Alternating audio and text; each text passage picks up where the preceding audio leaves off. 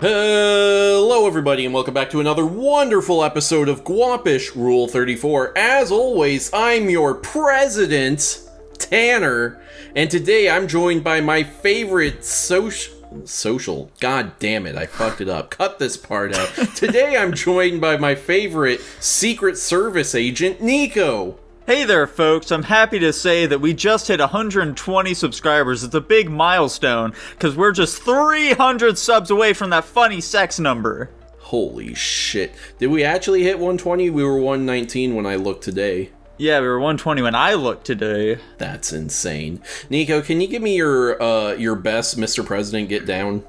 Mr. President, get down! Thank you. Also joining us, my second favorite Secret Service agent, Jackson. Yeah, if you guys see that picture, that one picture of all the agents dogpiling on top of Trump, I was on the pile, I was not the woman. Oh, no. I was not the woman. Fantastic. Jackson, can you also please give us your best Mr. President get down? Mr. President, get down! Fantastic. I feel safer already. And finally joining us, the Secret Service agent that wasn't on the stage at the time, so it took him a little bit to get in the dog pile, Dylan. Hey guys, I will assure you I was on my way and willing to throw my life on the line for the president, I'll have you know, rest assured. Fantastic. And Dylan, can you please round us off? Mr. President, get down! Fantastic. Well, as I'm sure many of our audience knows, Donald Trump was assassinated this week. He is dead. R.I.P. The hood lost a real one. Yeah. The streets will be weeping tonight. Yeah, I don't know. I'm curious. So I just started a new job as a delivery driver, and so I was driving around while the news dropped, and my trainer was on his phone. He's like, "Holy shit, dude! Trump just got shot." And I was like, my first reaction was, "Oh, that can't be true." And then, lo and behold, holy fuck. I'm curious to hear how you guys heard about it. Yeah, where were you when Trump got shot? Yeah. Well, I was just chilling out in the kitchen, you know, I just cooked myself up a nice little quesadilla. I was dining on it, scrolling through Twitter, or maybe Reddit, maybe it was Discord, who's to say? All I know is Jackson was standing there right next to me. I was like, hey, do you see, like, Trump got shot? Very nonchalant about it. Yeah. Didn't look like he died, you know. But, what was your reaction upon hearing that? Yeah. I was just, I was very surprised, you know, that, it didn't really seem like something that I thought was on the cards, but I guess so. Apparently that's where we're at. Yeah. Pretty sweet. Yeah, I'm having, like, for obvious reasons, I'm having a bit of a memory disparage here, where I don't remember if I saw it on, like, a news tab while I was on my computer at work, which would have been Friday, which I think it happened. What day did it happen? It was yesterday. Okay, so I think what it was literally is I logged onto YouTube onto the TV in the living room, and like cause like on YouTube TV it like separates it by like categories and like horizontal rows, and so the first entire top column was just stuff about Trump, and I saw blood and I was like, that's a really weird thumbnail to have. And I scrolled past it and went straight to my subscriptions, and then I don't remember if it was confirmed by you guys or if I was on TikTok or something. It was one of the two, and then you're like, guys, Trump got shot, and I was like, oh, so maybe that thumbnail I saw where his face was bloody was actually him being shot. But like I was like, no, because if somebody was gonna shoot him, I feel like we're at the point where people would just get shot and killed. I feel like we have, you know, after all the shootings and stuff we've had in the past, that's a typical happening. But you know, I guess I could be wrong. Yeah, frankly, I was of the mind that if no one had attempted it before now, it just wasn't gonna happen. Yeah. Like, you'd think this late into the whole thing, people would be like, what's the point, you know? They're finally fed up, Tanner. Right, yeah, I guess. Jackson, what about you? How did you find out, and what were your, like, initial thoughts? I was looking at Twitter. I was just browsing some fucking anime shit, you know how it is, and then I just saw a random post that was like him doing like the initial reaction of like something like grazing his face, but I didn't see any of the details on it. at all. So I was like, I just assumed it was something really minor. Everyone in the comments was freaking the fuck out about saying it was a shooting. I was like, I don't know if I believe that right now. And then like Right. 4 hours after that happened was when I, like saw more stuff about, oh yeah, no, he literally did just get fucking shot at. And that's when I wanted to talk to Nico about it. I didn't really have much of a reaction figuring. I just didn't realize it was real until later. Right. Yeah, when you and I were talking about it, you had said like, wait, he like actually got shot? I thought there was just like a shooting. Yeah, I feel like this has really shown me like where we're at when it comes to like really crazy news, where like literally immediately the conspiracy theories came out and people were not believing anything. Like literally seconds after this happened, people were being like, this is staged. This didn't really happen. That's what I'm seeing on Reddit a lot. People saying like, oh my gosh, guys, this is something that Trump set up to make him look cooler or something. And it succeeded, dude. Do you see that picture of him with the fist raised with the Minecraft cloud in the background, dude? Mm-hmm. That shit's gonna be iconic for years to come. That is a pretty hard-ass picture. A lot of those people are, shutting up and correcting the record when they realize that someone did die. Yeah. Because a lot of people are just, I guess they're just like, they shot him with, like, a BB gun, or, like, it was blanks and he ducked down and, like, cut his ear or something, which, like, Okay. not to call a huge chunk of the internet retarded, but you're retarded if you are like, I think Trump would fake getting shot at in order to get more votes. That seems like a logical thing someone would do. I was told that actually there have been 2 confirmed deaths at this point. Is there still just the one? One of those deaths is the shooter.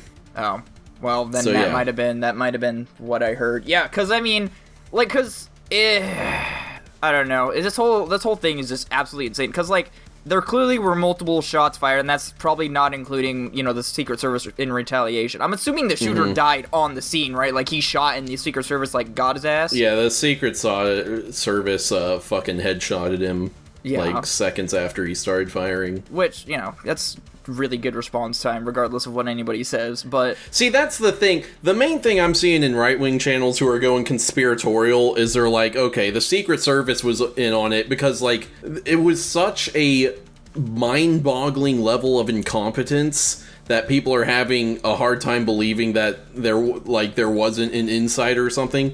Because, like, basically the way it's set up is that you have, like, the stage. Right next to the stage is a barn. On top of the barn is this Secret Service. It's like a wide open field, except there's a warehouse, I think it's like 130 yards away.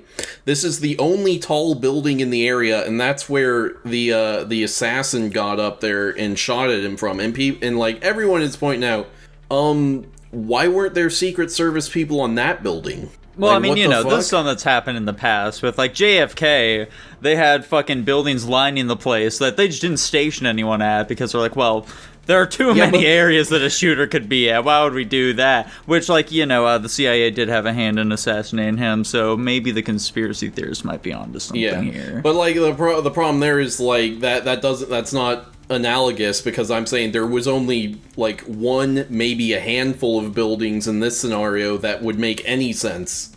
Whereas obviously, JFK, he was assassinated in like downtown Dallas, so there's significantly more hiding spots. Yeah, I mean, as far as like conspiracy theories in this terms of things go, I try not to get too into the weeds with them. I understand that they can exist. I just don't have the mental capacity and the debate skills to like really go at this properly. I like hearing them. I can acknowledge them. I can see how they make sense. But I don't know. I'm trying to like guess out in my head how this all would play in any sort of way. Like, obviously the intent here that was supposed to appear was he was supposed to die. But like, if it was staged, then it was like, I don't know. There's just too much back and forth. I guess it makes the whole scenario more interesting, but I'd like to just handle one crisis at a time, I suppose, and making conspiracy is just adding another crisis on top of that. I think the biggest like counterpoint to like it was staged by Trump is that like either you have to argue that they weren't using real bullets, which we know isn't true, and then even if you're still gonna insist on it, you have to like erroneously believe that like a sharpshooter can shoot the ear off of someone who is moving around reliably enough that the person setting it up would be willing to risk dying for that. Yeah, Well, he's a and paid it's- actor, you know, so... Right. Well, I was gonna say the other thing though too. If we're really gonna have people that are committing to the bit in this instance, where obviously the shooter's gonna die, I'm not saying it's completely unrealistic that they could find somebody who's willing to just be the scapegoat and die for this cause. Because I'm sure that many things like this have happened on or off the record in our history. But, like, I do still find it extremely hard to believe you're gonna find somebody to do what Tanner just said, but then also bite the bullet and, like, die for this. So it just eventually becomes too many loops and too many hurdles to jump through, where it just slowly gets more and more unbelievable because you want it to be true. Because Yeah, I mean, you know, Occam's razor does exist for a reason. it does, but it just becomes so arbitrary at some point where there's just too many fine lines you're cutting into where the percentage gets infinitesimally smaller. So Yeah. you're just And, you know, we're still waiting on information. Like, right now, they released the shooter's name. We have some information about him, but it's like, he didn't have any social media profiles, it seems like. He didn't have really many public records. He didn't have any friends, seemingly. He's a 4chan like- user, you say. Right. Or a Reddit mod. Oh. It's hard to say anything about him. Even, like, you know, obviously people are trying to see if he had some kind of political motive. And so, like, he was wearing a t-shirt for a gun tuber at the time, which doesn't necessarily mean anything. He Just was to throw us off the scent, you know? Right. He was registered as Republican, which, again, like, to register as a party, it just requires you to check a box. So, like, it doesn't really indicate anything either. And supposedly they found that he had donated some money to, like, what is it?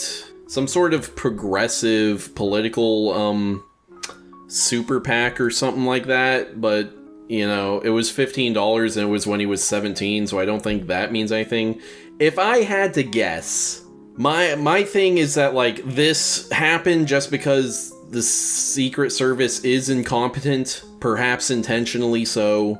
And this was probably just some fucking, you know, lonely loser who wanted to get some fame. boy howdy, Tanner. If you think the Secret Service are incompetent, I have a couple movies to show you. Anyway, regardless. Yeah, I mean, with the evidence provided, and I'm literally just learning this now, so I'll just go based off of what you told me. It really can sway the argument in either direction, because having, like, no social media, no friends, you know, all that kind of stuff, that is a little suspicious of, like, this guy was just, like, a weirdo.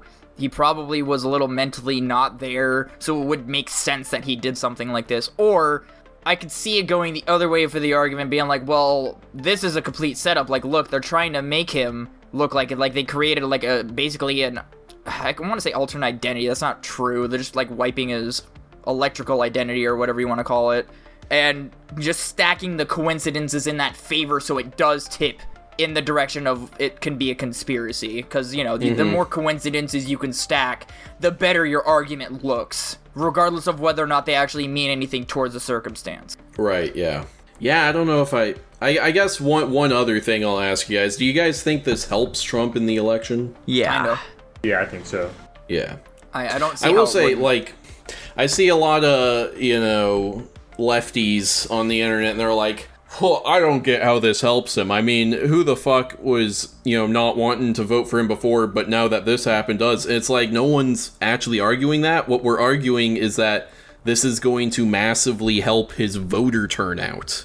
Yeah. In fact, anyone who's arguing anything about, oh, does this help or hurt Trump, no one's really arguing that there's many people who are, like, shifting sides or anything. We're all just arguing who is energizing the people who are willing to vote for them right now. Yeah, but Tanner, have you considered that in the past, president or candidates have been attempted to get assassinated and they lost still, despite that? Like who? I don't know. Okay. It's happened, I'm sure. People bring up Teddy Roosevelt, but he was running as a third party, so he wasn't expected to win anyway.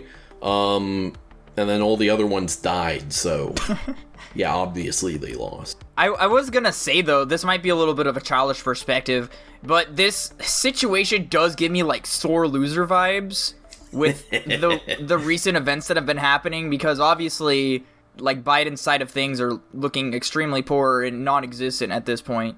So now it kind of gives that energy of like, well, if we just straight up eliminate the competition, they're not likely to not win, but they're less likely to win, where they'll have to find a better representation, which I could see as they believe is less likely to happen this far in the race. But yeah, like I said, this just gives me sore loser vibes. I can't really expound on it any more than that. So. No, I think I think that's a funny observation and quite possibly true. I hope at the second debate, at some point we have an interaction between Biden and Trump that goes something like Biden being like, there's just no way we can let this man be president. And then Trump goes, what are you gonna do, shoot me? No, that's completely unrealistic, Tanner. I don't think he'd make it halfway through that sentence without having to take a break talking about his home life or stuttering. So that is not my personal political views. That is just from passerby observations, so nobody flack me in the comments, please. To be fair, though, like, if Biden was the one who got shot at, I'm sure he'd just, like, catch the bullet in the air, you know? Like, all of his mental faculties have been getting redistributed towards catching flying bullets at this point.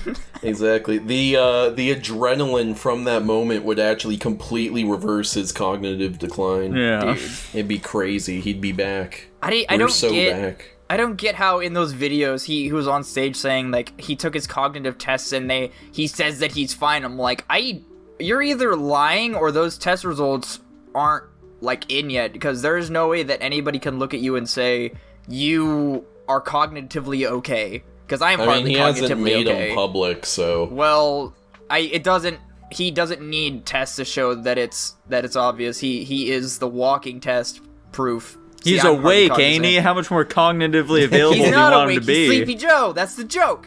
He is Sleepy Joe.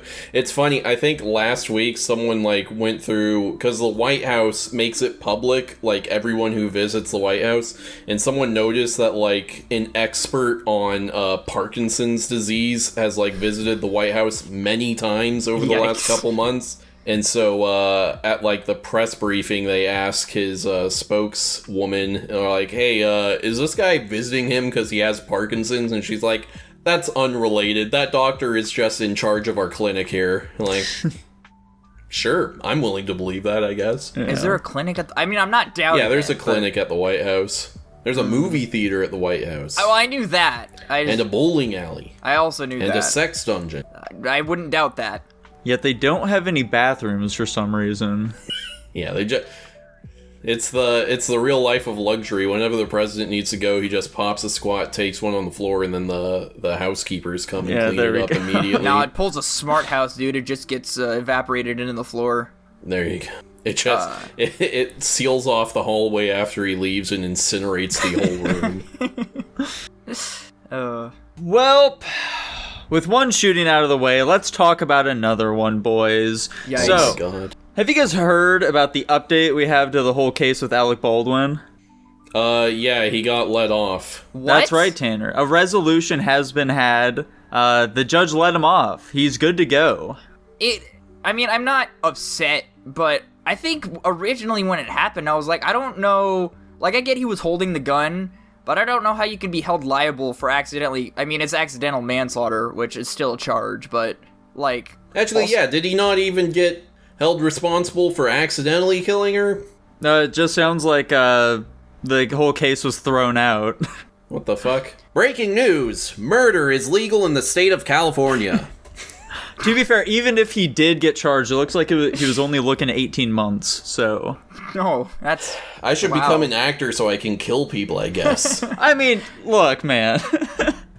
It's not like he intentionally did it here, okay? Listen, I'm gonna be honest, I drank the Kool-Aid on this one. I think he wanted to feel the rush of taking a life, and he did do that shit.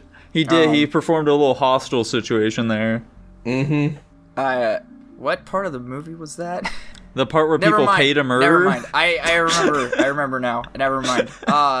Yeah, I think I had this explained to me. I'm trying to remember why and for what reason they had a loaded gun on set. And I think, what was the explanation they gave me? It was something like that gun was previously used at a practice range or something. And I guess there was... That wouldn't be true. I don't know. It was something weird like that. And they were like, yeah, so they put the blanks in the gun However, they forgot to clear the chamber, so there was still a live round in the chamber, even though the rest of the magazine was blanks. So I think that's what it was, but I can't remember for sure.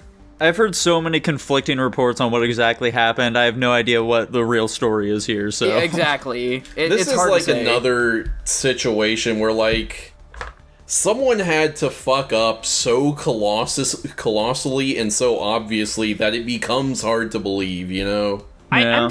I'm also just convinced that I'm pretty sure that gun has to go through at least 2 other people before it reaches the set where the person handles it, because I'm sure it has to go through the hands of an arms dealer, and then I'm also pretty sure it needs to go through the hands of like a prop handler as well. So I would feel like between those 2 people that it hopefully would have been cleared, but like Nico said, it's really hard to even say what happened in that instance now, because there were just so many stories that nobody ever released like an official story on what happened. They didn't say like what could have happened. Like nobody had anything solid. Mm-hmm. I feel like that's another conspiracy thing, but I don't know why you'd kill some random who was it? Like, wasn't it the camera person that he ended up shooting? I think it was like an assistant director or something like that. I think it was like the director of photography or something. Yeah. And he was also like very publicly having arguments with her like prior to this happening too. Yeah, so it just feels like another conspiracy just to go right along with our previous topic. Much Yeah, less I've literally so never than... heard of this happening at all. Very Wait, what? exciting. Really? You never heard it happen at all? I don't even know who the fuck Alec Baldwin is. He's an actor. He shot someone on stage. I've gathered that at this point, but yeah, no, I didn't know this happened. Yeah, that was that whole event. Happy we finally got that all wrapped up here. Old Alec B is, he's a free man now, boys. He's a free man. Mm-hmm. Finally, justice won out. Yeah. How long ago was he charged with that? Was it like running on 3-4 years now? I don't think I it was don't that think long. it was that long. I think Wasn't it was it, though? maybe a couple of years at most. Was it after the pandemic? I kind of base everything around pre or post pandemic at this point. It's impossible to say. Who's to say? I can't find it. It's over. Yeah. But things are still not all great in America, boys. Despite, the president surviving, Alec Baldwin being set free, we do have a bigger, more dire situation on our hands right now. What would that be? The current state of anime games, Dylan. They're in fucking dire straits, and they've been so for many, many years. Are we talking like gacha mobile games like B and Jackson play, or are there more anime games that I'm unaware of for like PC and console? But mainly the console games what I'm referring to here. So basically every shonen is gonna get its very own anime game, and of course each and every one of them is an arena fighter, which, as you guys may know, are shit. Each and every one of them is bad. Any of you who think that one of them are good for some reason, that's nostalgia blinding you, okay? Even this new Dragon Ball Sparking Zero that people are excited about is gonna be bad. You know it. Please stop coping. So it's really started to hit its apex here recently with the release of the Jujutsu Kaisen game, okay? This one is perhaps the most just fucking lazy game that they've made so far. So, Bamco, good old Bandai Namco, are the ones who basically own the rights to every fucking anime under the sun. And because of that, they just fucking shell out all these shitty-ass games constantly, and you know what? They keep making motherfucking money because anime fans really don't have any sense of taste whatsoever. They just see someone that has their favorite characters on, and they're like, well, I gotta own it, I guess, whether it's, a fucking game or whether it's some shitty-ass GameStop shirt that they buy because, oh my god, Piccolo's on it, I need to own it. Are we sure these games are making money? Japanese companies are not unknown to just throw away cash at terrible products. As far as they keep making them, so they have to, right? I don't know. They do. Aren't most artistic Japanese companies subsidized by the government? Like it could like that fucking 3-hour video you sent me. Yeah. Was arguing it could be they're just taking losses on crappy video games in order to, I don't know, spread their IP more. I guess the potential is there, certainly, but it just makes me sad, so many of these anime properties could get really cool games, but they just refuse to branch out from fucking shitty gacha games or arena fighters, you know? Like, if you got Chainsaw Man, Devil May Cry, how sweet would that be, you know? That would be pretty sweet. Yeah, that should be awesome. Of course, the one that people have been begging for forever that just makes the most sense is like a Berserk Dark Souls. That would be sweet as hell. But, hey, we're probably never going to get anything like that because, well, Sparking Zero is probably going to make a shitload of money, and, well, they're not going to learn their lesson after that, now will they? Have you considered that shameless cast grabs can't be high effort? You gotta, like, put in development time for, like, a whole new type of thing, whereas you can just use the same engine that every other fucking arena shooter uses and make it interesting. That is fair. That's exactly why they're doing it, Jackson. It's bullshit, dude. These properties deserve better, man. True, but in the wise words of I don't know who, if it ain't broke, don't fix it, you know? Like, could you imagine for a second here, Jackson, a Made in Abyss roguelike? That shit would be fucking fire. Well, yeah, I think this would be fucking awesome, but also, like, it's way too high effort and risky for a lot of these companies, especially because these IPs I don't think are really big enough. Maybe, like, they could do something crazy with, like, Jujutsu Kaisen, because that's massive, but also, if they know they have a fucking easy layup in this already saturated market, then why not, right? From, like, a P&L, it just makes sense. Well, of course it does, but I don't care about that, Jackson. I don't care. I want good things in my life, man. In regards to that, I will pose a few questions. So, like, when it comes to games being made of movies or shows, do you want the game itself to follow the same timeline as said movie or show, or do you want it to, like, branch off on its own? Like, it's, like, something you... Branch off. Okay. Yeah, I'd prefer it to be its own thing, you know? Like, back in the day, The Nightmare Before Christmas, it got 2 separate games. One of them is a sequel to the film, and the other one is a prequel. I thought that was pretty neat, you know? That'd be pretty sick. Yeah, just following along to the plot of the movie is like, in most games it's fucking bullshit. Lego Star Wars, I think it's fine, but, I don't know. I view the Lego franchise as, like, a big joke whenever they make it of a movie, so, and it also in regards to these anime things, like, I know, which Dragon Ball did it where it allowed you to create your own character, Nico? Do you remember which one that was? Like, and would you, like, in terms of the same, like, in the same vein, would you like to play as the characters portrayed in the original show or movie, or would you like what Xenoverse did where you can make your own character and play in that universe? I think it varies drastically depending on what their sort of direction they're taking the story in. Okay. Because, like, for me personally, I'd always prefer creating a new character outside of that, just to, like, have, I don't know, outside involvement in the story, but that might I want to be able to make my very own character who looks just like me so I can hang out with Naruto and he can tell me how we're best friends after we eat big bowls of ramen. I mean, to be fair, dude, most of the games that I've played allow me to create my own character and allows me to have my own involvement in the story, regardless of whether or not it's a movie or show title. Yeah, so you get I just to make feel like your that... OC. Yeah, basically. And, like, I just feel that, like, that's a bigger appeal in this market than anything. I get that, like, some people get excited playing their favorite anime characters in these things, but I also feel like there's almost a greater sense of involvement when you get to just make your own character. I real quick want to ask you guys, just because I just kind of mentioned it and I think it's a funny idea. What anime would you guys want to see a Lego game of? It's a tough one. Let's say Promise Neverland. Let's go with that one. I think that'd be pretty silly. Jackson, I want to hear yours. I'm not going to know what it is, but I want to hear yours. I think just some fucking gag thing could be funny, like Psyche K as a Lego game could be silly. Oh. I think My Hero is the one that immediately strikes me as making sense, because obviously, you know, the whole gameplay thing with Lego is the different characters should have different powers that let them interact with the world in different way. Yeah. And My Hero just really easily gloms onto that formula. I forgot about that aspect of the game. I think my choice... I immediately thought of Mob Psycho 100, but I think One Punch Man would probably be a funnier answer. I agree. One Punch Man would be pretty sweet. Yeah. Let's also throw Clannad in there, by the way. It will not? literally just follow the events of the anime, but everyone's Lego now. Oh, Yeah. Comparative, it still hit as hard. Probably not. Alright, boys, how about your ridiculous gaming habits? I don't know what I meant by that, but I'm sure if saying that out loud will trigger something in our minds, so go for it. Ridiculous gaming habit is that I'm still playing League of Legends. That's insane. I don't know if this means anything because I also don't know what I meant. I put habits in quotation marks, so I think it's arbitrary what that definition is. But anyway, that's besides the fact.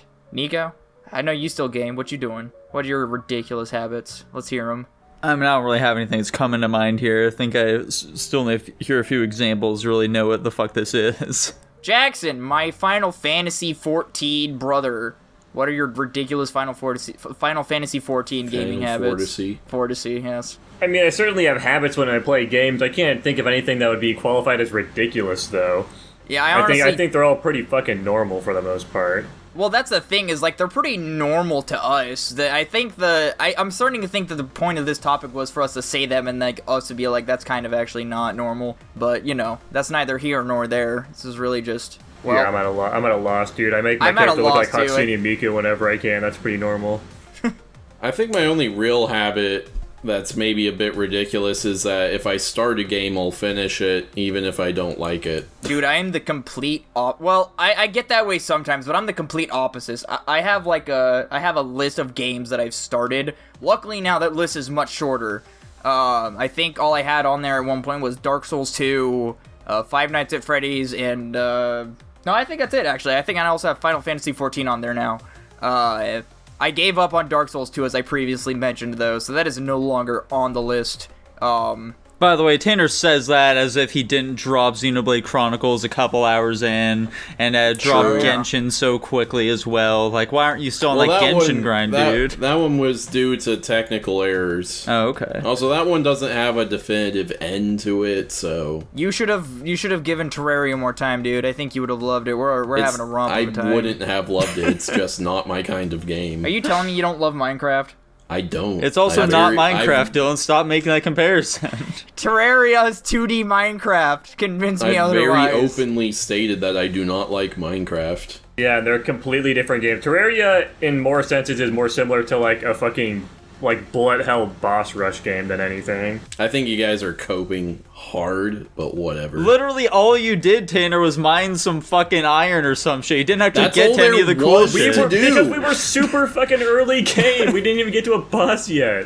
Tanner, I think one of these times you should tune into our Terraria run and see what we're doing. I think you'd be madly impressed with what we got going on. Haven't spectated us watch killing fucking Empress of Light or some shit. Yeah, we should I need Empress of Light again anyway, so I think that's a good one. There we go. We figured it out. Our ridiculous gaming habit is trying to get Tanner addicted to our games. There you go. I'm gonna go delete that. That topic kind of sucked. I'm gonna go delete it now. I already deleted it. God damn it. Jackson's ridiculous gaming habit is not wanting to play any games with us. That's not true. Play Final Fantasy 14. Dude, no one not wanting to play any games that he did not suggest. Listen, dude, if anything from what I heard is you gave Final Fantasy 14 the Tanner treatment like he did to Terraria. I mean, yeah, but that's because I hate MMOs in general, so... Oh, okay, well, that's a different underlying problem, then. The underlying problem with me not playing the games you guys want to recommend is most of the time they're the type of shit I don't want to play, like they're a fucking Brawl clone or some shit, or they're a Brawl-style game, or there's some fucking MOBA type thing. I don't care about any of that shit. I've tried many of them, I've never found any of them fun. Yeah. I did find out the other day that Jackson had originally at one point played Destiny, so that was pretty cool to find out. I thought I was the only... Well, I guess Nico did too, but... I feel like I mentioned that I played Destiny quite a bit. I played through Destiny 1 a lot, I played it a shit ton, and then I didn't really play Destiny 2 that much. I mean, that's fair. You guys also just meme on it so hard that I completely forget that you guys have any semblance of recognition for the game at all. So... Nico memed on it hard as fuck. I'm pretty indifferent on it for the most part. You're indifferent towards everything. Well, yeah. I'm a fucking fence sitter. Nico did like Destiny 1. I can understand why he started to have disdain towards Destiny 2. It's completely understandable. I'm not blaming him for it. That shit was boring as fuck. I hated doing patrols. Fuck patrols. Well, good thing you don't have to do those anymore. You guys hear about the Gamer Saint? Jeff Keighley? No. The Dorito Pope? No, the Gamer Saint. No, the Catholic Church is sainting the very first millennial ever to become a saint has been announced and he's like some fucking gamer kid who died of cancer or something. Oh my god. Oh, so He created a website to not categorize, to, what's the word that's kind of close to that one and means kind of the same thing but is different? To catalog? Yeah. To catalog all the saints. And I think he maybe had a YouTube channel where he was like spreading Catholicism or something. And so they said, we're gonna make him a saint. That's fun. Interesting. So I find it very funny that there's going to be a saint who, like, very reasonably can be assumed to have seen furry porn at some point. Yeah. Oh no. That reminds me of the, this is like roughly in the same ballpark here, but that reminds me of the kid who was dying of cancer, and he loved One Piece, and his only make-a-wish was for Oda, the creator of One Piece, to tell him how One Piece ends before he dies. And, yeah. And so Oda did it, the GOAT. He went there, he told the kid, hey, this is how One Piece ends. And the kid wept, and he said, One Piece is beautiful. Oh my god, that's so sad. And then he instantly died? Yeah, he had died immediately after that. He That's how couldn't I contain it imagine anymore. it happening in my head, yeah. Oh no, poor kid. So allegedly, what the One Piece is so amazing that it can bring you to tears, so I can't wait to finally find out. Oh, it's still not over? No. How much longer does it have? Allegedly, we should have like 5 years left, I think. It's supposed to end my within the next 5 Jesus. years. Wait, 5 years in the manga or 5 years in the anime? What? What? 5 years in real life, dummy. Yeah, I know. I meant like content-wise. Is the manga? Because the manga's ahead of the anime, isn't it? Yeah, like the manga. Yeah. I don't know why we'd be talking about the anime here. I'm just trying to make sure, dude. I'm an anime person. I'm not a manga It's just the person. series in general. I don't know. In my head, it makes more sense to separate the two because obviously the manga's gonna come first. So. Okay. The manga can end before the anime can, is what I'm trying to say. Yeah, I dude. don't know why we'd It have to will. specify those, though. It's very obvious. Like, Regardless. Anyway, we're beyond this now. Oh, is that him? okay. Yeah, that's him. I like this. This is like the official, saint image they're gonna use for him. I like how it's him in a fucking polo shirt and a backpack. That's pretty good. I don't, that almost looked like a sweatshirt. The collar looked like almost like a hood. Yeah, Oh I don't well. know. It's very funny to me. His shirt almost looks AI generated. Yeah, It sure does. It could which would be, be though. extra funny. but Maybe he'll be the saint of AI. there we I go. assume they're gonna like declare him to be like the saint of the internet or something like that. That'd Yeah. be funny. They're What supposed would to be you like, guys be the saint of? damn. I feel like it's easier to come up ones for each other than for ourselves. Sure, let's I At do least guess that. for so. me. Because I can never label myself. It feels inappropriate to do so. You'd be the saint of self-defeating. Hey, that's only in Terraria. You leave that out. This is Guapish, not Terraria. That's in general. Anyway. You were just saying that you can't think of positive aspects Mm-hmm. of yourself. No. I just don't. It's not that I can't. It's just I choose not to because it feels. I don't like to inflate my own ego. It's I not see. something I like to do. If I get a compliment, I'll accept it. But whatever. I'll just call you the saint of the common man. There we go. Aw. What are you talking about, okay, Dylan? I don't That's wanna so be many the people common here man. the saint of. Jackson will okay. be the saint of the speeding ticket. No. He doesn't have any speeding tickets. That's the stupid thing. He has That's never. why he's the saint of it, dude. Yeah. Oh, okay. So it's just the above all pinnacle. I see. Yeah. What would Nico be? Nico would be the saint of, let's see. I was about to say saint of gamers, but literally can't even say that. Literally. I really can't think of it. Tanner, you got a good one for Nico? Good one for Nico. How do I encapsulate Nico's essence into a single word or That's concept? the problem here. Tell you saint- what, he'll be the saint of simps. Oh, there we go. Why? I don't get that, man. What? Wait, isn't a simp in the same class as the common man? Doesn't that make me the saint of Nico as well? No. Damn I don't it. know why you would say that. That's unfortunate. And to think I was going to Tanner- make Tanner the simp, not the simp, the saint of interracial relationships. I was gonna say Tanner could be the saint of height. There we go. Since, anyway. Too bad Dude, is Jackson's not Jackson back. I done think he... taking a shit? I don't know. I was gonna say, too bad he's not back. You would have really enjoyed this, probably. He sure would have. Should we use this as like an opportunity to have a roast section on Jackson so we can't hear it till he hears the actual episode come out? No, he's back. Hi, I'm back. Oh, damn it. Jackson, you didn't hear that. I'm sorry. Let's do it anyway. We fucking hate you, Jackson. Die! My bad. Jackson, we declared you the saint of traffic accidents. That's Dude, not let's what you fucking said. go. You said he's the saint of speeding tickets. I decide traffic accidents is funnier, though. Yeah, I think that's better, honestly. Oh, man. Jackson. Speaking of accidents, Oh, no. Time for us to hop on over to the biggest accident of all, Guapish at the movies! Guapish at the movies. Something strange. That's one of the songs from the Brave Little Toaster. That's one of the songs I don't remember. Crazy. Guys, should we do something fun and, like, combine both of the views into one? Or Dude, I was thinking the exact same thing for the Brave Little Toaster. Fun Sure, fact. we can do that. The one that we watched on accident is not even the sequel. It's the last of a trilogy. What are you talking about? You're telling me the little toaster, the Brave Little Toaster Goes to Mars is the second one? Yeah. Holy Yeah. shit. What's really funny is as we were watching the second or the third movie, I guess, I had told Nico, I was like, man, I feel like we're missing some crazy context with all of this. And Nico, Not I guess we just really necessarily. trust the audience to read into things. I mean, the first movie kind of starts out not the same way, but they kind of just throw you into it. anyways, as we've alluded to, the Patreon request this week was the Brave Little Toaster, the 1987 film, as requested by Steve Harvey's Ghost. Unfortunately, we watched the third one. Hang on a Brave New second. World. I do just want to correct this because I know the comments are going to flame us for it. The Mars one is the third one, Dylan. What? Okay. Okay, I was misinformed. That's what I thought. I don't know why I believe Dylan. I was I'm misinformed, sorry, audience. okay? I said it with such confidence you had no choice but to believe me.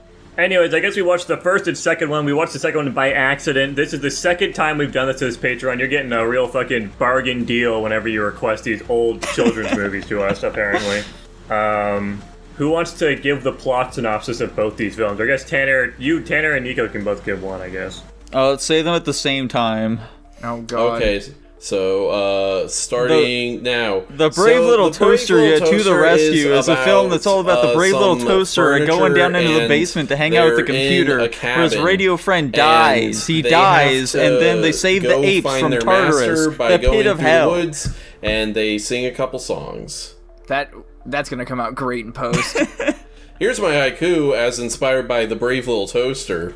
Stranded in the woods, appliances on a quest. Damn, they killed those cars. And then my haiku as inspired by the Brave Little Toaster to the rescue. Living furniture has to rescue their pet friends. Toaster is useless. True. I'm very happy you suggested talking about both these films at the same time, Jackson, because I was not going to be able to talk about the second film at all without constantly comparing it to the first one. I was gonna say, this movie, especially the first one, does show, like, the evolution of cartoons, where back in the time of this animated, deal, it was just casual to just kind of kill... I know they're appliances, but just kind of casual to kill things and just be like, oh, they're dead now, well, let's move on. And now in today's, like, people don't die in cartoons, and if they do, it's not shown and all this nonsense. I will ask, and I doubt I'm gonna get any responses from you guys. Do you guys have a favorite song or songs from either of the movies? Dude, I don't like musicals, and I didn't like any of the songs in any of the films. I don't know if I could... never mind, I can't make that claim. Anyway. They're absolutely musicals. Anyway. I wouldn't say that I liked any of them particularly, but the ones that stuck out in my mind are the Frankenstein one, the car wrecking one, Worthless, yeah. and to a lesser extent, the fucking the Remember one from Hell To yeah. the Rescue. What about you, Nico? I'm sure you loved absolutely none of them, right? Yeah, I didn't, same as Tanner, I didn't particularly love any of these songs at all. I think that Worthless, I guess, would be my favorite. All the ones from the second film are terrible. Those were hot What? garbage. I didn't like any of them. Dude, A Day to Remember, I literally cannot get that song out of my head, and I don't know why. The only other song It from doesn't the even second matter movie, how hard you try, right? Yeah, Keep exactly. that in mind, I designed this rhyme to remind myself. The other song I got stuck in my head from the second one was like the tap one, but that's hardly relevant. I don't know. The first movie was kind of... The voice acting was just not there for me, really. Some of them did okay, But Would also you say just, that it was better in the second one?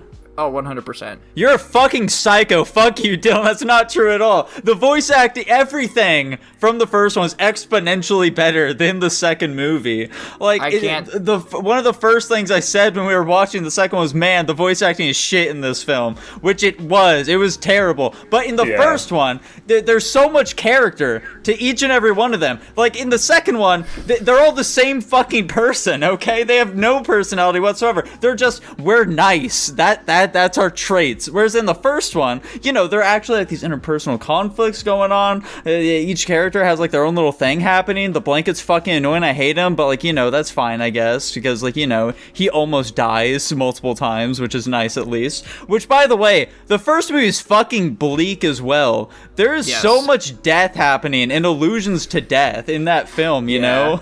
Like, the AC kills himself at the beginning of the movie. A flower dies of depression shortly after that when the toaster leaves him. The blanket is getting murdered by mice. He literally says, "They're killing me." I thought that was an exaggeration of terms. He says they're killing me as they're pulling him down into a hole where he'll never be seen again. The fucking toaster falls into a bath. That was great. That was a dream. Yeah, but still, it's that illusion, dude. It's something you would never see in a children's film nowadays. And like when they're getting they're at the fucking auto parts store, and that guy is just like tearing this fucking thing apart, and you see just like some dripping oil at the end. It's like, you know, that's like their blood basically. That shit's fucking insane. I did acknowledge that at the beginning of my review, saying like these older cartoons really just are nonchalant about death. Yeah, like the car's just getting destroyed. Yeah. One of them just fucking hops right onto the wheel or whatever the fuck to kill himself. Mm-hmm. Do you think Michael Bay watched this film and that's where he got the idea of, I can make a live-action Transformers where I horrifically murder humanoid figures, but because they're robots, it doesn't matter and it will still get the PG-13. Yeah, exactly. Probably. That's just like in Samurai Jack, where like all the early seasons, he's just killing a bunch of robots, which like, you know, he's doing so in horrific fashions if these are people, but because they're robots, the violence is acceptable. Yeah. True. It's pretty funny. Yeah, I don't know. I forget. I completely forgot about what I was gonna say at this point, and nope, it's gone. Dylan, do you think that you enjoyed the second movie more than the first one in general? Yes. Oh my god. Yeah, no, Listen. I think the first one is vastly more entertaining, mostly just because of the characters. Like Nico touched on previously, the second movie's characters were insanely bland. They had very little character to themselves. But the first one, they all felt very individual to each other. Also, there's like some character arc to them learning to love each other. That shit's fucking stupid. I don't care about that. But it's mostly just like the voice act.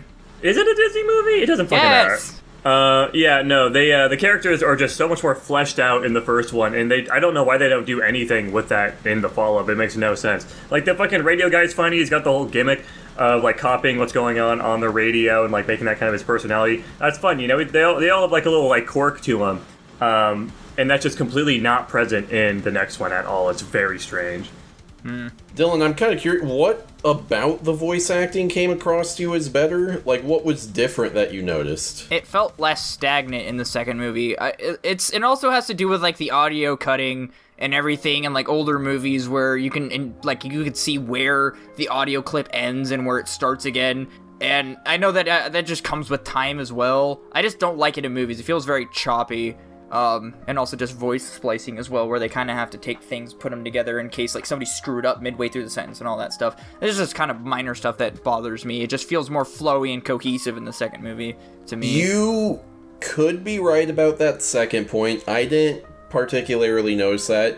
As for like the being stagnant, I think you're just wrong, and that they've sounded far more emotive in the first one, especially like with the songs and how they're singing and whatever. Like, they sound bored almost all the time in the second one. I don't know if I agree with that. Like the fucking cat in the second movie, like she there's zero emotion behind anything she's saying. It's just like some random woman they brought in off the street to say, hey, can you read a few lines for us real quick? You don't need any context behind these, just read the paper. Anyways, let's get to the elephant of the room, and the biggest reason why the first movie is better than the second. You guys know what I'm going with for this. They do, yeah. I don't. Let's hear it. the girlfriend. Why did they whitewash her, and why did they make her less hot in the second? What's up with that? I do remember asking at the beginning of the next movie, I was like, did he get a new girlfriend, or is this supposed to be the same one? And it took me till like midway to the end of the movie to realize, no, that's still her, because also she doesn't have a lot of screen time. So I was trying to really figure that out. She just got like a tan or something that week, you know, so... Yeah, even in the first one, with the limited screen time of both films, she at least has like a pretty defined personality with how that she interacts in the first one. The second one, she's just some fucking woman, and there's like really no depth to her character at all. But there's some depth to, like, you know, the main character. And also, I think the second movie's biggest flaw is just like the split like plot thing going on, mostly just because they're dividing up resources between two different plots, and I don't think either of them are very good in the first place. So instead of just like focusing on one like simple kid story, they're like having like these two simultaneous things going on and like interconnecting at the end, and they're both just really fucking boring and stupid, and because of that it just makes it even more boring and stupid, and it really just doesn't stick the landing at all. Yeah, and I mean, the scope is just so much smaller in the second one as well. Like, basically the only places they spend any amount of time in are the lab and the basement, and that's about it for the most part. Yeah, I was gonna say, I like the location variety in the first one. Yeah. The first one was just a lot more creative artistically as well. Like, I feel like they did a lot more fun things with, like, angles and stuff and just general cinematography. The second one is just, like, super cookie cutter. Mm-hmm. Yeah. Despite all of this, guys, do you have a favorite character out of the movies? Radio. Yeah, Radio. Yeah, the Radio. I expected Nico to say Radio. That's kind of... I guess that makes sense. Should have expected all of us to say Radio, apparently. I mean, I kind of had a feeling, but I didn't want to make assumptions, you know? What about you? I don't know. I either like the lamp or the vacuum cleaner. They're both pretty cool. Okay. I also like the Radio, though. I'm not counting him out. He's pretty cool, too. Guys, how have we not mentioned the fucking clown yet, by the way? The clown scene. What was up with that shit? Right? Why was that in this movie? Which one? Well, what do you mean, which one? There's only one. It was like the horror scene in the second one. No, it was the first one. I mean. Yeah. It was in the first one, and Toaster had a nightmare, and a fucking crazy-ass clown attacked him. Yeah, he whispers at him to run, which, by the way, the decision to make him whisper that shit makes it, like, 10 times more terrifying. Yeah, spine-chilling. Yeah. What's really funny about that part is I literally paused on the frame of him being, like, super close up when Tanner and I were watching that movie, and it just, the clown just reminds me of something. I don't know what. Like, it just seems really familiar. Maybe it's just, like, a really generic way to draw, like, a... No, it was not Terrifier. I was like, fucking, there's like a, I don't think it is this guy. There's like a YouTuber, like Colossus is Crazy, that has a profile picture of like a clown face, and it looks like that, maybe. I also haven't seen that profile picture in many years, so who knows. Potentially, that's where he drew the inspiration of it from. It's impossible to say. Yeah. One thing that I will knock the first movie for, which, by the way, I don't think the first movie is a masterpiece at all. I just think it stands out so much more because of the comparisons you can draw between the two of them. But one big thing that I do want to knock it for is when the Toaster sacrifices himself to fucking kill himself to save his master or whatever the fuck. They just immediately cut to him being fine again, just like him getting all fixed up. I definitely feel like they should have given it a little bit of weight, you know? Yeah, that did feel a little almost artificial is not even the word for it. It completely robs the moment of its meaning, so... I should have had a moment of, like, you know, the guy, like, kept picking up the toaster and be like, oh my god, no, my toaster that I have so much sentimental attachment to for some reason, just like all the rest of these appliances. Why am I so attached to them? I might have autism or something, but, you know. That was legit. I watched a few reviews of these movies, and something that one of the people brought up is, I think the main character might have autism because of his attachment to all these different appliances, which is a very stereotypical thing that you'll see in these types of characters, which I appreciate the representation. I personally sleep in bed with my toaster oven every night. I love him. I remember making silly faces in it when I was a small child, and I want to take it with me for the rest of my life. Yeah. Yeah, basically, this movie is a worse Toy Story. Why is this kid so attached to his toasters and shit? Very weird choice, but... They did have quite a few moments I recognized in later Disney films, so I think that's a little... Yeah. Yeah, with that, boys, do we have anything else to say about the brave little toaster duology here? I think it's No. funny that the name is like an ironic thing that people kill themselves with toasters, and there was a scene in the first movie where he was falling in a bathtub or forks were for the sky. That shit do be cracking me up. Oh yeah. The brave little suicide method for that. It's my favorite suicide method. Well, boys, kicking us off here.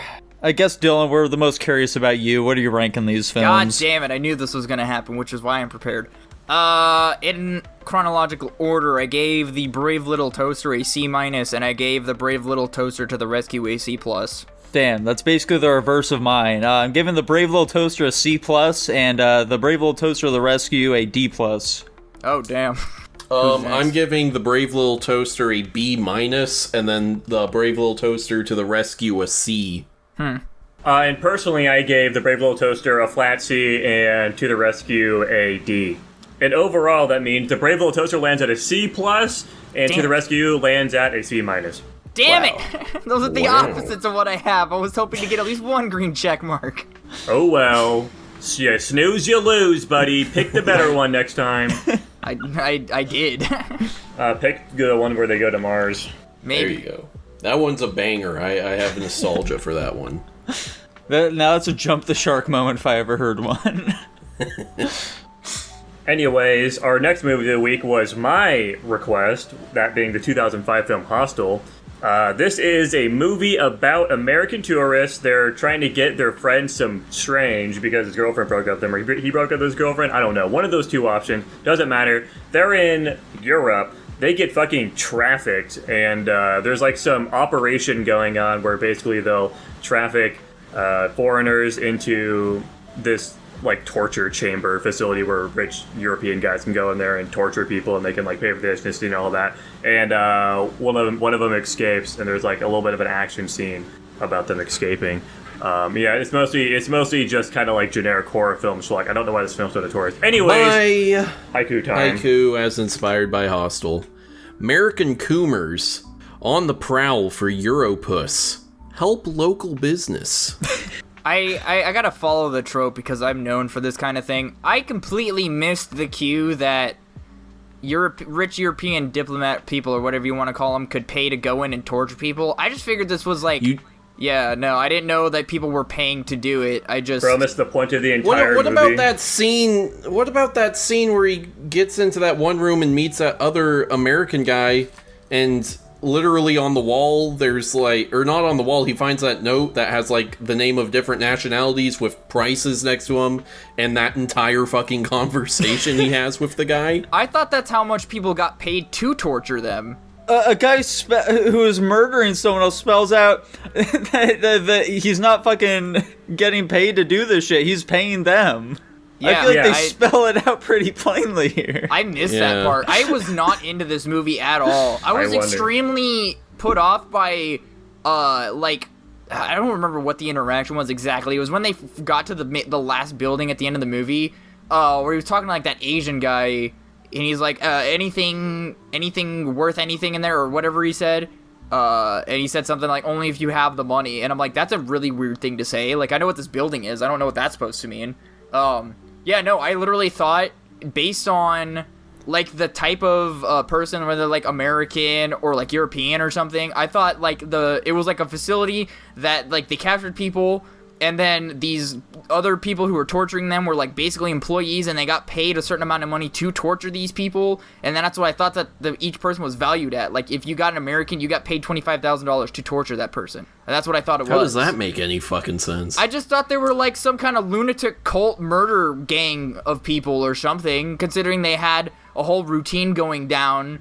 And then, like, it was like the ladies were like, yeah, I get paid to bring people here. So I was like, oh, okay, so this is like a lunatic murderer cult thing where people get paid to bring people in and kill them. I feel like there's a non-zero chance you're gonna give this a faulty rating by your own standards because of how fundamentally you misunderstood what was going on here. I mean, that hardly has anything to do with my rating of the movie anyway, but I guess we'll find out by the time we get there. I don't know, I just thought this movie was disturbing in more ways than one. This is not my kind of movie in any way, shape, or form. I completely missed the point of the plot. Like, I'm sitting here watching this movie, and I asked myself a couple times, why does this movie exist? it wasn't terrible. Like, I could acknowledge, like, the setting and the environment, the acting was pretty good, but I was just like, I don't enjoy watching this movie. I was just literally sitting there waiting for it to end, and just like, this is kind of whatever. Like, it wasn't Terrifier bad, but still, it was... I can't appreciate a movie I have to look away from the scream from. I'm curious, Dylan. Yes. What did you notice anything, or did you have any thoughts come to mind during that scene where it is after he escapes the torture room and he meets that guy who is about to go and torture someone, and they have that conversation? Was there anything that stood out about that scene to you? The guy who was trying to escape should have acted more like a guy who was paying to torture people rather than a guy who's completely out of it despite the trauma. And that guy who was torturing people should have definitely caught on that he was not a guy who was paying money to torture people. That's about all I got from that. Okay. That's interesting. So, be given my new definition. Earlier you said the acting was pretty good. The acting is actually dog shit throughout this entire thing, except for that scene, because that one guy who plays that rich person is weirdly much better at acting, and it's very noticeable in this scene. Like, it was very the quality of which that man is able to give his lines and act in that scene really puts in perspective how bad everyone else in the movie's acting is. Mm-hmm. And I was hoping you would notice that, but evidently not. I mean, it was very off-putting. I was like, this guy gives me really different energy, but I also just figured they were trying to paint him as like a lunatic, rich guy. Right, and he did a good job of that. Yeah, I was gonna say, and he did that. He did a good job. Okay. It's hopeless, guys. I like how this entire review has just been, Dylan, you fucking dipshit. Anyways, let's talk about the actual movie itself. Fuck this movie you, has Jackson. Fuck you. 50 different pairs of knockers in it. This is minimum an A-, I think. Yes, sir. What the fuck? I hope you're joking. Of course I'm fucking joking. I think the best part about this movie is just the roaming gang of kids that like to run around and extort candy and other miscellaneous things out of people, and then them being used later on to literally murder a man and bash their skull in with a fucking rock. That shit's crazy. Two men, yeah, my bad. Yeah, no, this movie is very weird. It's like super generic horror movie setup. Eventually, it's kind of a little cool with the setup where they kind of introduce you to what's going on and like feeding you the information. The escape scene is like, it suddenly turns into like a fucking like action movie in the end with the escape scene. Was like my comedy mix in. I do appreciate the movie, at the very minimum, for giving us any amount of relief for what's going on here. Like, normally with these horror movies, I feel like you don't really get to see a ton of payoff to the actions of these horrible people. But no, this fucker runs over the people that trafficked him 2 goddamn times. Well, kills multiple of the random guards that are going on here. Kills people that were partaking in the torturing. He gets some fucking work done, and I can appreciate the movie for that. Of course, at the very end, we did watch the director's cut, which means we saw the ending of him kidnapping the guy's daughter. And the original one, he fucking slices the guy's throat and, like, chops off his finger or something in the bathroom. But yeah, no, we see him kidnap his daughter, which I think is much more grave.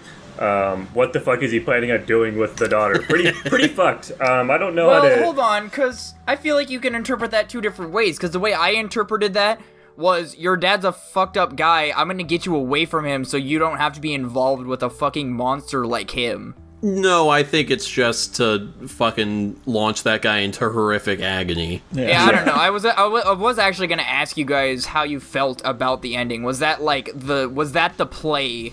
I think the ending was badass.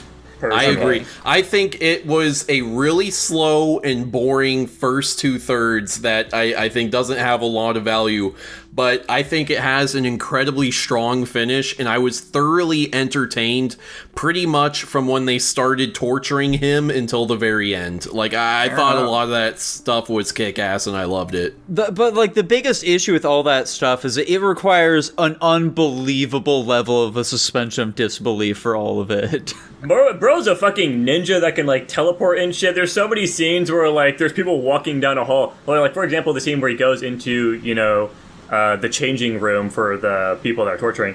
There's people walking down the fucking hall, and he sees them, and somehow he was able to open the door, get into it, close the door without them being seen in like a matter of like milliseconds, basically. And there's plenty of scenes where he just does that shit. He just fucking teleports into a safe spot. It's very funny. Yeah, and like even with like the ending when he fucking kidnaps the girl, just nobody notices that he's fucking bringing this kicking and screaming child onto the train, and she's fucking screaming at the window, and no one seems to be doing anything about it. Literally 2 women walked out of the bathroom in the span of time, so they're presumably in the bathroom during the kidnapping. I mean, he went into the women's bathroom, kidnapped a fucking daughter probably in front of 2 other women, and then brought her screaming through a fucking crowded ass train station onto a train crowded train filled with a bunch of other people while he's holding her as she's screaming. Well, you know how kids are. Too, sometimes they just scream and throw tantrums. That is true, and also I was presuming that like the little girl got done in the restroom first and was waiting outside for her dad, and that's when he grabbed her. He didn't.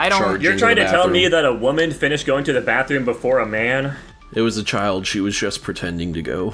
I can't take my suspension of disbelief that far, Tanner. To add even more, like, disbelief to the scenario, because you also have to imagine, he had to wait for the guy to be in the bathroom, not paying attention, to drop off the scalpel on the counter's edge, be able to leave the bathroom, go back into the women's bathroom without causing a commotion from women seeing him, if that was the case, grabs the daughter, goes back, and slips by the bodyguard that is stationed with that guy, and, like, onto the train. So, like, even if the kid was screaming and crying and throwing a fit, it could be like, oh, she's just being a kid. But also the bodyguard was there. So, like, what really happened? Well, he, like, waved off the bodyguard right before that, which I don't know why he would do that, but... Yeah, I don't... But, I mean, yeah. For me, it was entertaining enough that my suspension of disbelief was not broken. So, Okay. Kick rocks, I guess. I guess. I don't really know what to think about it. I think there was just so much going on, and I think some reason my brain was lulled into a sense of just, it's fine, because all of that happened, and I didn't even, like, stop to think, like, hold on a second, how did all of this... I mean, I guess I thought it for a second, but I didn't want to put the brain power into thinking of how it could be possible, so I guess it's my own fault, but whatever. No, that's your suspension of disbelief working, dude. There we go. And also, it's just like fucking him running back into the place that he just escaped from to save this other random girl, you know? So, like...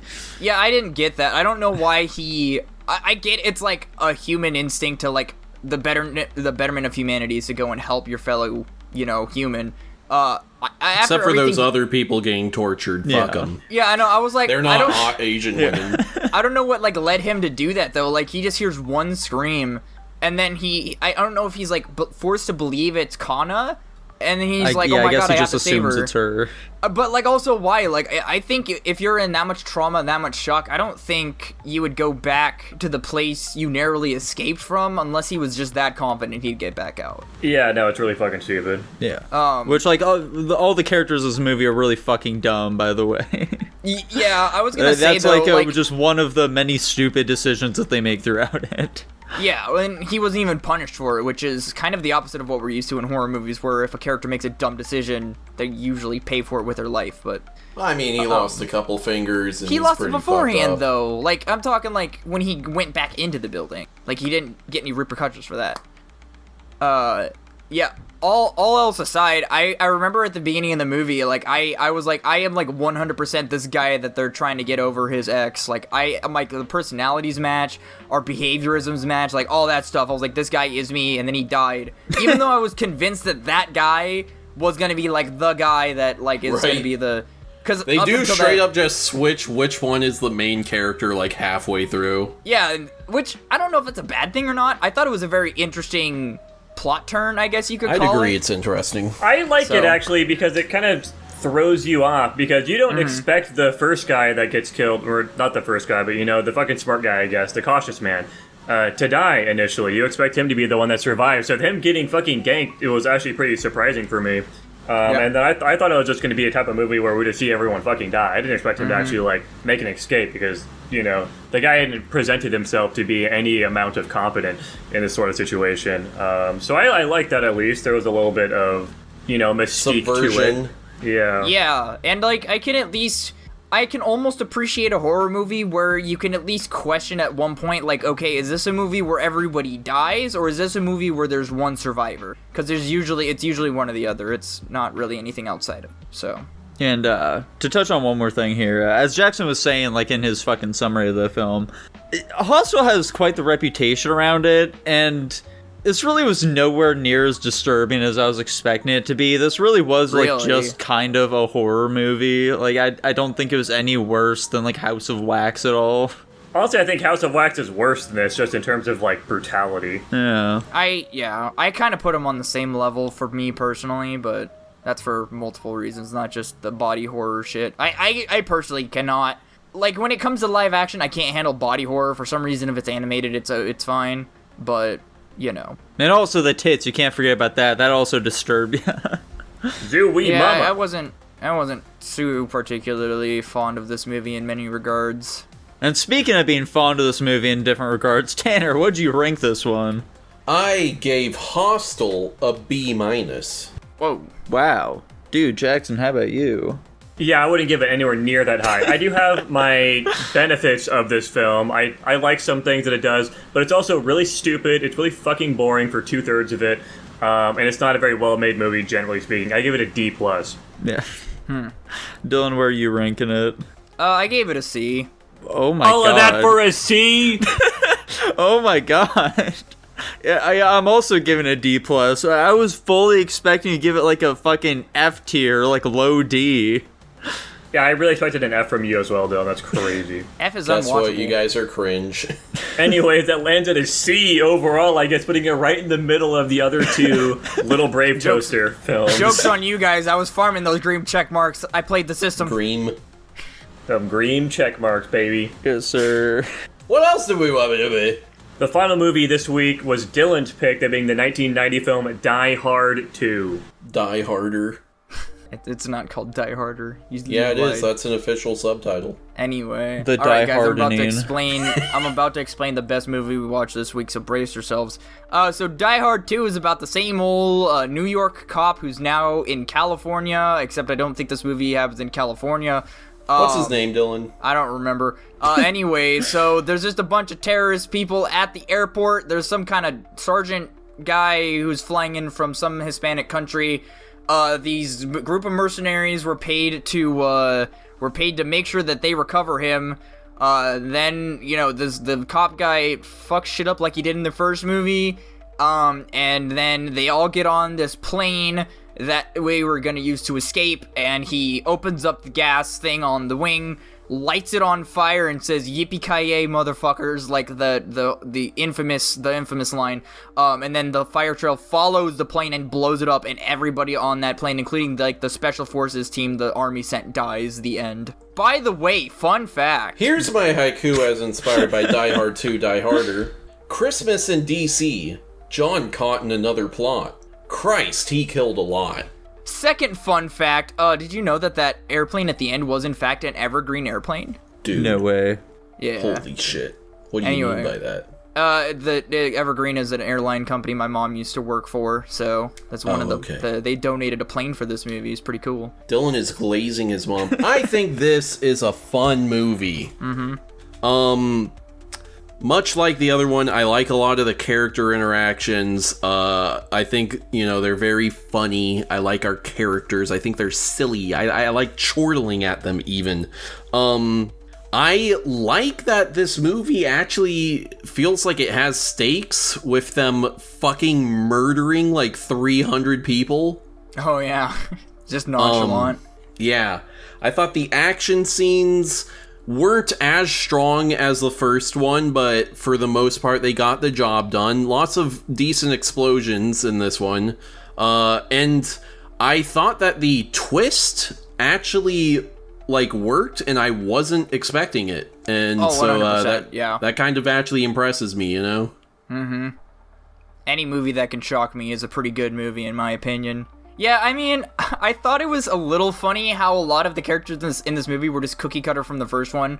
Like, you've just got the one guy who's, you know, because obviously you've got, in the first movie, there's the first cop that shows up, and he's the only guy that's for John, right? He's the only one who wants to help him out, and so in this movie, it's like the telecommunicator guy who's, like, trying to get systems and, you know, communications back up. And then you've got the quote-unquote incompetent FBI agents, where in this movie it's not necessarily incompetence, it's just a double-crossing, you know, that kind of stuff. And it's not necessarily a bad thing. I think if the formula works, and they just happen to change up a few elements in this movie and just kind of reproduce it, and it still made a pretty stellar movie. Yeah, I did think, like, a lot of the... I like how in this one he took just at less risks but more intense risks, like going out onto the runway at that one part, and then trying to wave down like that plane they said could land with just like some fire on the runway, and just like immediately like the plane brushes over him and he doesn't, you know, get harmed. I don't think he gets nearly as fucked up in this movie as he does in the first one, but I think there's like a little difference. But yeah, I mean, I think this movie had a pretty satisfying ending to it. Like I said, I thought the explosion was, you know, convincing enough as far as like realism goes. Yeah, it's solid movie. I don't have anything in particular really to say, honestly. Yeah, I also really have very little to say about this film in general. You know, it was okay, I guess. You know, it was a decent action film. Yeah, I think it's pretty entertaining throughout for the most part. Yeah. Yeah, it wasn't, definitely doesn't hold a candle to the first one, I would say. I feel like, you know, the character work just isn't quite as strong in this one. But, like, you know, it was fine enough. It was entertaining, certainly. Yeah, the antagonists definitely don't have much of a character, at least compared to the first one. It's hard to not draw comparisons to the first one. But yeah, the antagonists were kind of weak in this one, to be honest. Obviously, they did some fucked up shit. You know, they literally they crashed a passenger plane. Yeah, their actions spoke for themselves, but as characters, they weren't super deep. The twist, I thought, you know, I liked the twist, but also I think it's stupid as fuck because like they very could have easily gotten rid of their main threat, or what they could have presumed to be their main threat, very easily, and also, you know, the main character, but they just fucking didn't, I guess, because they were just putting on a show. I don't know, pretty stupid. All this movie has really contrived stupid things happening for the sake of it being cool, and you know, it definitely makes it entertaining, but it also drags it down. Like, I don't know. There's a lot of examples. I'm not going to go into anything specific, but yeah, no, there's a lot of just stupidity in this movie that is because it's fucking cool and badass, and, you know, that's whatever. And with that, though, Jackson, what are you ranking it? Personally, I guess I want a B+. Wow. Dylan, how about you, dude? Like I said, I very much enjoyed this movie. I think it's a pretty good ode to the first one. I don't think it's better than the first one, but I don't think it's a tier below, so I'm just putting it on the same tier and giving it an S-. Shocking. I thought it was good. I'll give it a B. I gave this one an A. Whoa. Guys, and you won't believe it. It's an A-. Damn it. That was close. Pretty good. And what are you guys picking this week? That's right, everyone. It's now July, which means it's time for a new theme. I can't wait. And this wait. theme, as I'm sure anyone with half a brain could predict, is Christmas in July. Whoa! July, as it were? Yeah. Whoa. What are you possibly going to do now, since I just picked Die Hard 2, Tanner? I'm going to pick a different Christmas movie. No In way. fact, I figure we'll kick off Christmas in July with all of our mom's favorite Christmas movie, Elf. Oh, shit. Dude, my Am I mom's favorite wrong? Christmas movie is Christmas with the Cranks. Oh, okay. That's not correct. Huh. It's what's that It's one? Elf. It's not Elf. Well, fuck, what's that Ye- one movie? It's like Christmas Vacation. That's what it is. Christmas Vacation. National Lampoon. Yeah, that's the one, dude. It's Elf. Let's not Dude, mince let's words watch here. the Patreon pick somehow also be a Christmas movie, even though I don't think we have any in there. Dude, I can't wait for that one scene where Zooey Deschanel is taking a shower. I fucking love that part. Oh, wait, there is a Christmas movie in there. Let's see if it gets picked. That'd be amazing. But before we do that, Nico, what are you choosing? Dude, I legitimately do not know what the fuck I want to watch right now. I thought he picked. Whoops. Dude, just piggyback onto my theme then. It makes things so easy. I don't think I have a single Christmas movie on my list, unfortunately. Think of one then. Let's go with Mandy. Mandy. Yeah, Mandy. Let's watch Mandy. The fucking Nicolas Cage movie? Yeah, that's the one. The 2018 Oh, film Mandy. God. Okay. And Jackson, can you roll that Patreon for us? Oh yeah, and this week we are watching the 2010 film I Spit on Your Grave, as requested by Lava Skin. I could have That's a sworn fun I had one. I could have sworn I had a feature in place, to make it so I couldn't get 2 requests in a row. Or wait, no, did we not get one in a row? Oh no, No, that you was the Brave Little didn't. Toaster. No, the last one was Hunter. For some reason, I thought it was Hostel. It would have made sense for it to be Hostel given their other things I picked. But yeah, Yeah. I guess, the 2010 film, I Spit in Your Grave. How exciting. Wow. Is that an anime movie? No. No. Shocking. It's gonna be a fun one, dude. And if you too would like to request some fun Patreon movies for us to watch, Jackson's gonna tell you all about how you can do that. You can do that by giving us $1, just $1 on Patreon, and you get all sorts of fun things, like access to the pre-guap, early access to episodes, access to our Discord to request movies and topics and talk to us, and use the slime spot, which you get 500 free coins to, and also you get your name read out. Hang on, I'm He's trying to he's share fumbling. the screen. Recover. Of course, those names are Slayed by Jay, Blake, Netigant, Uranium Infused Motor Skills, Top Ramen Man, Joshua Bean, Smegma Smoothie, Tutbot, Lucas Ledette, Hunter, Lucas, oh no, I thought I said Lucas Liedel there.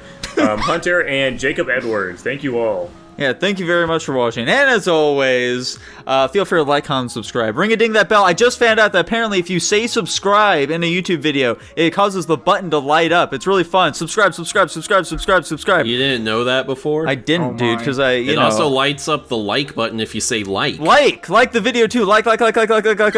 And we will see you next time. Bye-bye. Bye. Bye.